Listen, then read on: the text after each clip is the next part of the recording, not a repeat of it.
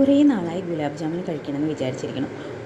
അപ്പോൾ ഇന്ന് തന്നെ നമുക്കൊന്ന് ഉണ്ടാക്കിയേക്കാം. അപ്പോൾ നമ്മുടെ ഈ ചങ്ങായി ഉണ്ടല്ലോ ഗുലാബ് ജാമുൻ, അതൊരു പേർഷ്യക്കാരനാണെന്ന് എനിക്ക് എത്ര പേർക്കറിയാം. അപ്പോൾ നമ്മുടെ ഇന്ത്യയിലോട്ട് വന്നൊരു വിരുന്നുകാരനാണ് നമ്മുടെ ഈ ഗുലാബ് ജാമുൻ എന്ന് പറയുന്നത്. ആളുടെ ഒറിജിൻ പേർഷ്യയിലാണ് കേട്ടോ, ആളൊരു പേർഷ്യക്കാരനാണ്. അപ്പോൾ നമ്മുടെ മുഗൾസൊക്കെ ഭരിച്ചിരുന്ന കാലഘട്ടം, മിഡീവൽ പീരീഡിൽ, അപ്പോൾ ഷാജഹാൻ്റെ കൊട്ടാരത്തിലൊരു പ്രധാനപ്പെട്ട ഒരു മെയിൻ പാചകക്കാരൻ, പുള്ളി പേർഷ്യൻ സ്വീറ്റിൽ നിന്ന് ഇൻസ്പയർഡ് ആയിട്ടാണ് ആദ്യമായിട്ട് ഇന്ത്യയിൽ ഗുലാബ് ജാമുൻ ട്രൈ ചെയ്യുന്നത്.